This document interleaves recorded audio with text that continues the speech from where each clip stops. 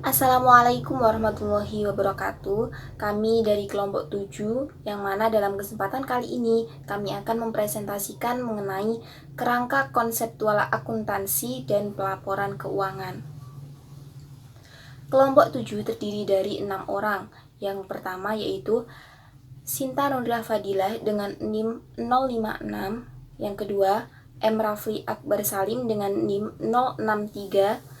Kemudian yang ketiga, Rizka Mayangsari dengan NIM 066. Kemudian yang keempat, Vindi Septatiara dengan NIM 072.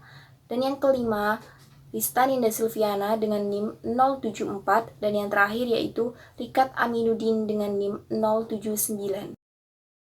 Di sini saya akan menjelaskan mengenai klasifikasi dan konflik kepentingan.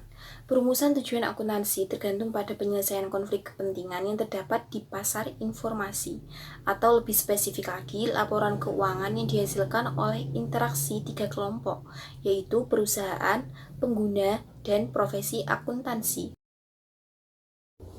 Laporan keuangan yang dihasilkan oleh interaksi 3 kelompok yang pertama yaitu perusahaan dalam membentuk kelompok utama yang terlibat dalam proses akuntansi, aktivitas-aktivitas operasional, keuangan, dan luar biasa atau non-operasional yang mereka lakukan menjadi justifikasi atau putusan dari pembuatan laporan keuangan. Yang kedua yaitu pengguna atau user.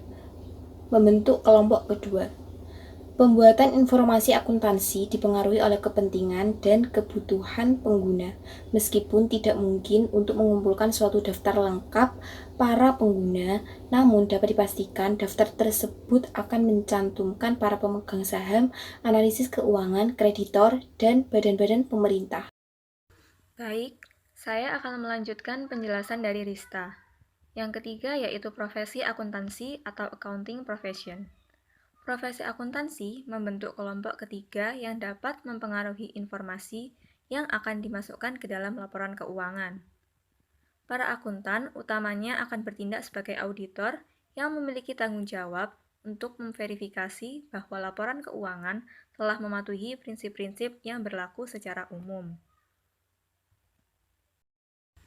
Nah, interaksi ketiga kelompok di atas dapat kita lihat pada diagram Venn yang ditampilkan.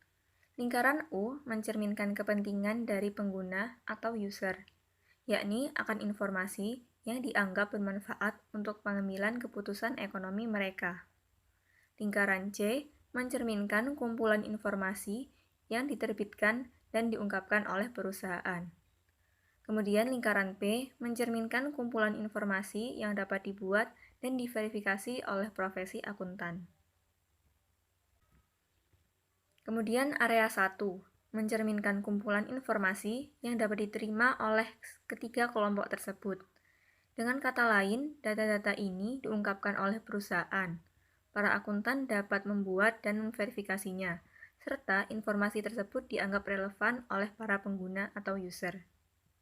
Dan yang terakhir, area 2-7 mencerminkan area-area yang menjadi konflik kepentingan ketiga kelompok tersebut.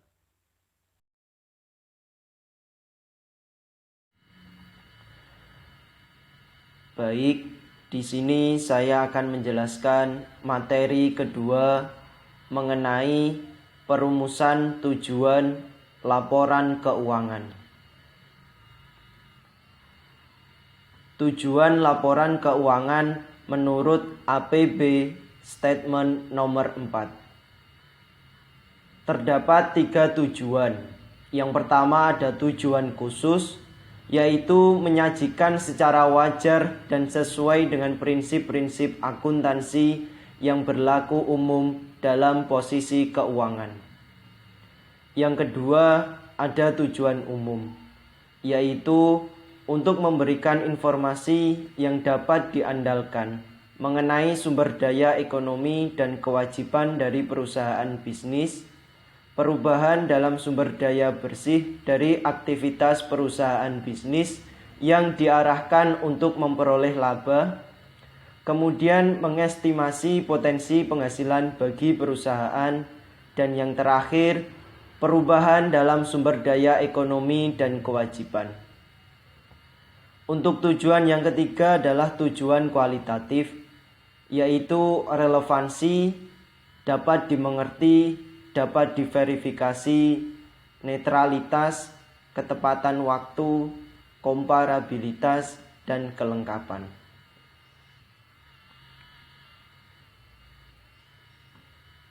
Untuk tujuan yang kedua adalah tujuan laporan keuangan mengenai laporan kelompok studi. Kelompok studi dalam pembuatan prinsip-prinsip akuntansi dikenal sebagai komite WIT yang diberikan tugas untuk memperbaiki dan meningkatkan proses penetapan standar. Laporan yang dihasilkan komite ini mencetuskan dibentuknya Financial Accounting Standard Board atau FICB. Kelompok studi kedua dikenal sebagai Komite Troubled yang ditugaskan untuk mengembangkan tujuan laporan keuangan.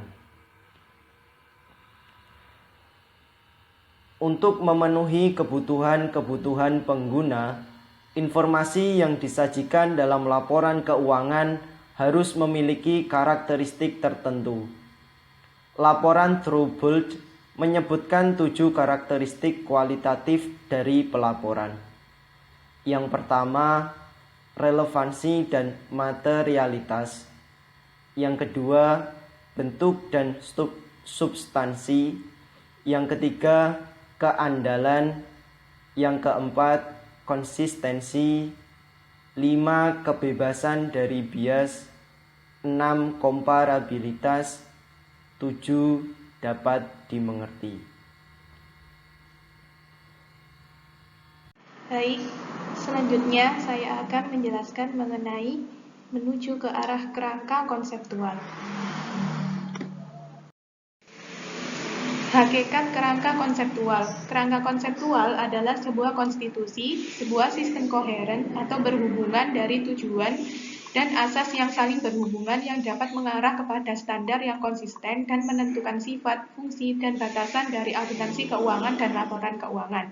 Konsep-konsep seperti ini menjadi asas dalam artian bahwa konsep-konsep yang lain akan dihasilkan dari asas tersebut dan penggunaannya sebagai acuan secara berulang-ulang akan dibutuhkan dalam menentukan, mengartikan, dan menerapkan standar akuntansi dan pelaporan.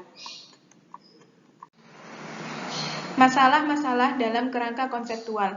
Masalah-masalah konseptual yang berhubungan dengan penetapan standar antara lain adalah yang pertama, pandangan mengenai laba atau penghasilan mana yang harus digunakan. Yang kedua, yaitu masalah definisi. Yang ketiga, yaitu konsep pemeliharaan modal atau pengembalian biaya mana yang harus digunakan.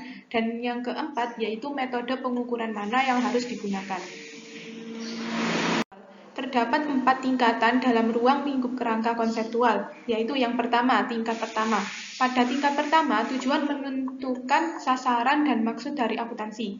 Tingkat yang kedua, yaitu terdiri dari hal-hal yang fundamental, meliputi karakteristik kualitatif dari informasi akuntansi dan definisi elemen-elemen dalam laporan keuangan. Tingkat ketiga, terdapat pedoman atau petunjuk operasional yang digunakan oleh akuntan dalam menentukan dan menerapkan standar akuntansi yang meliputi kriteria pengakuan, laporan keuangan versus pelaporan keuangan, dan pengukuran. Dan yang terakhir yaitu ada tingkat keempat.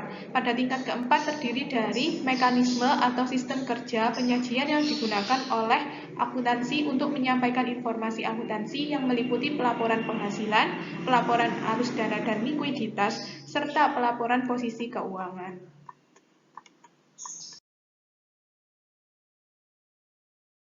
Tujuan pelaporan keuangan ada 2. Yang pertama yaitu tujuan dari pelaporan keuangan oleh perusahaan bisnis. Tujuan yang pertama yaitu memberikan informasi yang berguna bagi para calon investor dan kreditor maupun yang sudah ada dan para pengguna lainnya dalam membuat investasi, kredit, dan keputusan lainnya. Yang kedua yaitu memberikan informasi untuk membantu para calon investor dan kreditor serta para pengguna lain yang sudah ada dalam menilai jumlah, waktu, dan ketidakpastian dari penerimaan kas prospektif untuk dividen atau bunga dan penerimaan dari penjualan, penebusan, atau jatuh temponya surat berharga atau pinjaman. Yang ketiga yaitu memberikan informasi mengenai sumber daya ekonomi dari perusahaan lain untuk sumber daya tersebut, serta dampak dari transaksi-transaksi, peristiwa, dan kejadian yang mengubah sumber daya dan klaim atas sumber daya tersebut. Dan yang terakhir yaitu memberikan informasi mengenai kinerja perusahaan selama periode tersebut. Tujuan yang kedua yaitu tujuan dari pelaporan keuangan oleh perusahaan non-bisnis. Tujuannya yaitu yang pertama, tidak memiliki indikator kinerja yang dapat dibandingkan dengan laba pada perusahaan bisnis. Yang kedua yaitu pada umumnya tidak menjadi subjek ujian dari kompetisi dalam pasar. Terdapat 3 karakteristik utama perusahaan dan bisnis. Yang pertama yaitu sejumlah sumber daya diterima dari penyedia sumber daya yang tidak mengharapkan untuk menerima pembayaran kembali ataupun keuntungan ekonomi yang proporsional terhadap sumber daya yang telah mereka berikan. Yang kedua yaitu operasi bisnisnya terutama bergerak untuk tujuan-tujuan selain penyediaan barang atau jasa yang mendapatkan laba atau ekuivalen laba atau mempunyai nilai yang sama. Dan yang terakhir yaitu tidak ada saham kepemilikan yang pasti yang dapat dijual, dialihkan, atau ditebus, atau yang akan menjadi hak atas bagian dari distribusi nilai sisa dari sumber daya pada saat organisasi dilikuidasi. Baik, selanjutnya di sini saya akan menjelaskan mengenai laporan-laporan lain. Laporan-laporan lain dibagi menjadi 2. Yang pertama ada laporan perusahaan, merupakan laporan yang berhubungan dengan akuntabilitas atau pertanggungjawaban publik dari segala bentuk entitas ekonomi, terutama pada perusahaan bisnis.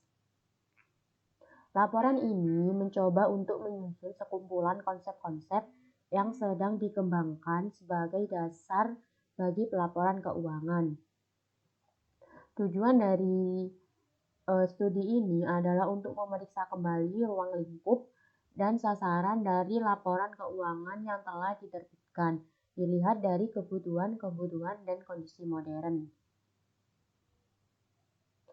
Setelah mendokumentasikan keterbatasan dari praktik-praktik pelaporan yang ada saat ini, maka diusulkan perlunya laporan-laporan tambahan berikut. Yang pertama yaitu laporan nilai tambah yang menunjukkan bagaimana keuntungan yang diperoleh dari usaha perusahaan dibagi antar karyawan, penyandang modal, negara, dan investasi kembali.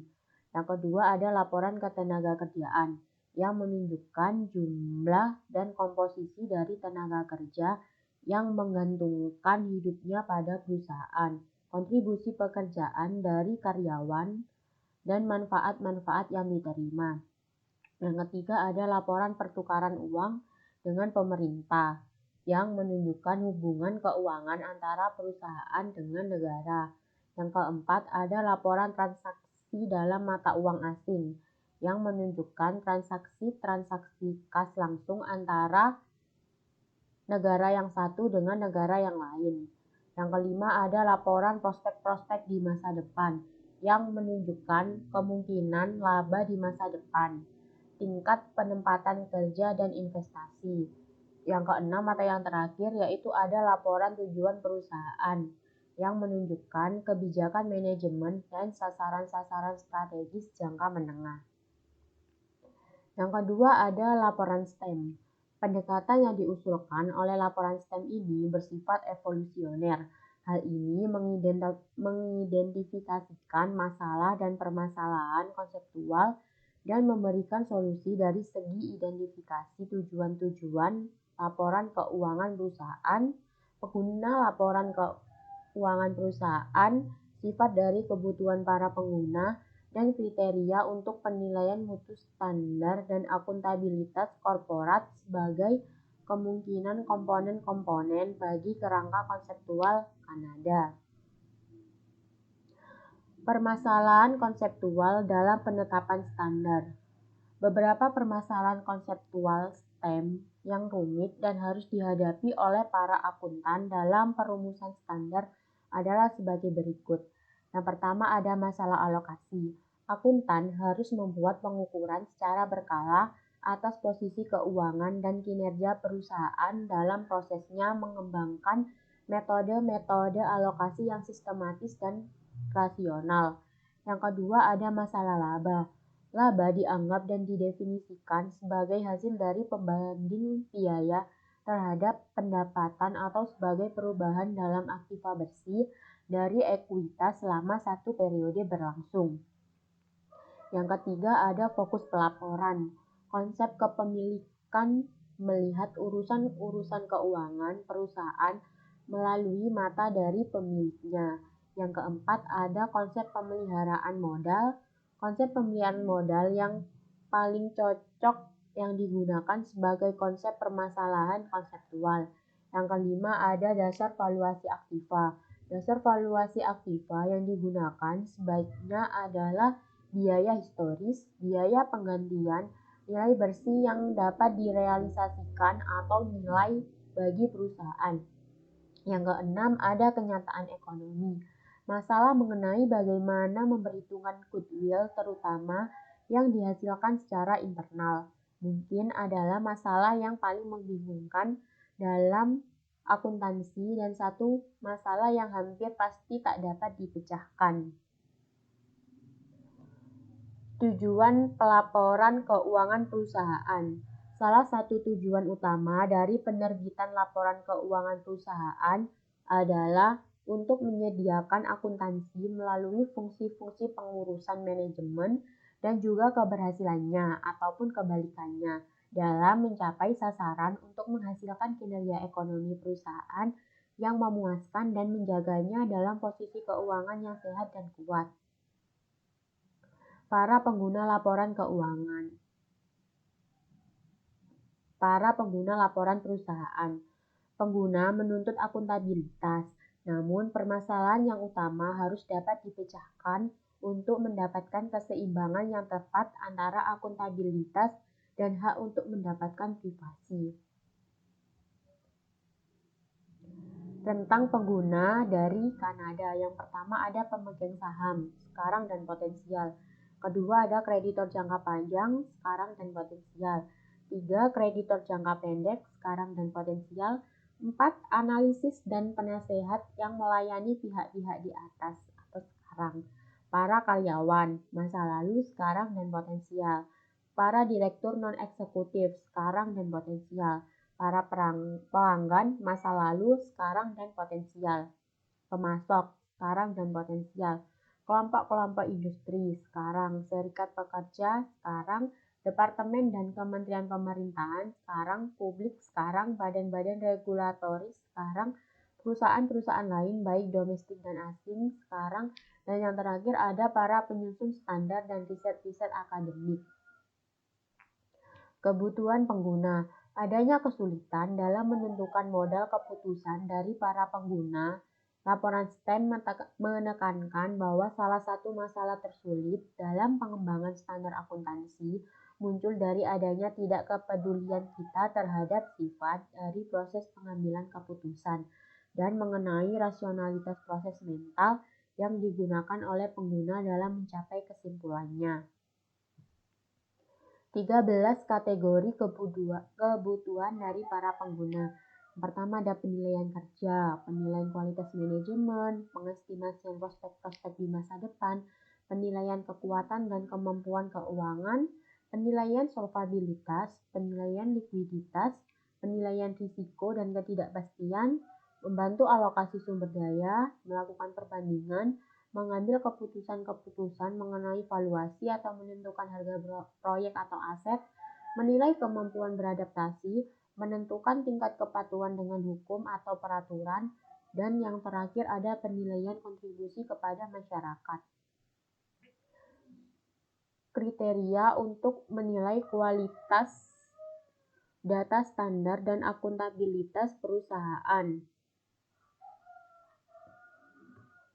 Untuk mendefinisikan kriteria penilaian yang merupakan alat ukur di mana menyusun standar sekaligus para pembuat dan pengguna dari laporan keuangan yang telah diterbitkan dapat memutuskan apakah laporan keuangan yang diterbitkan memang benar telah memenuhi kebutuhan dari para pengguna dan tujuan dari pelaporan keuangan. Menuju ke arah konseptual Kanada, proyek kerangka konseptual bagi Kanada dan negara-negara lain yang didasarkan atas pendekatan evolusioner dan bergantung pada konsep-konsep atau tujuan dan kriteria untuk penilaian ditawarkan pada akhir laporan STEM. Sekian materi yang dapat saya jelaskan, kurang lebihnya mohon maaf. Selanjutnya akan dilanjutkan oleh teman saya. Terima kasih. Assalamualaikum warahmatullahi wabarakatuh. Semangat pagi semuanya. Kali ini saya selaku Rikat Aminuddin dari 2019B ingin menjelaskan mengenai taksonomi karakteristik normatif yang harus dicerminkan oleh pernyataan-pernyataan akuntansi. Langsung saja kita ke slide selanjutnya. Kutipan mengenai betapa pentingnya kualitas dari penyertaan diutarakan dengan tepat oleh seorang tokoh yang bernama Arthur Levitt. Nah, taksonomi umum mengenai karakteristik normatif itu terdiri atas 3 kategori. Yang pertama, karakteristik formasional. Nah, karakteristik ini itu menjelaskan bahwa yang berhubungan dengan perkembangan dari pernyataan dan dengan penilaian selanjutnya mengenai kegunaan yang diberikan. Apa sih yang kegunaan yang diberikan oleh pernyataan itu? Kemudian karakteristik operasional yang berhubungan dengan mengimplementasikan dan memenuhi persyaratan-persyaratan yang diminta oleh pernyataan. Jadi pernyataan itu harus memenuhi persyaratan-persyaratan yang diminta. Kemudian karakteristik informasional yang berhubungan dengan kemampuan untuk menghasilkan data yang berguna dalam pengambilan keputusan. Jadi pernyataan ini buat apa sih sebenarnya? Apakah dia ini mempengaruhi pengambilan keputusan kita nanti? Of course, dia harus begitu, pernyataan yang akan dibuat itu. Baik, mungkin itu saja yang bisa kami sampaikan. Terima kasih karena telah menonton video dari kelompok 7 teori akuntansi dari awal sampai selesai. Saya selaku perwakilan kelompok mengucapkan terima kasih dan mohon maaf apabila ada kekurangan selama video ini.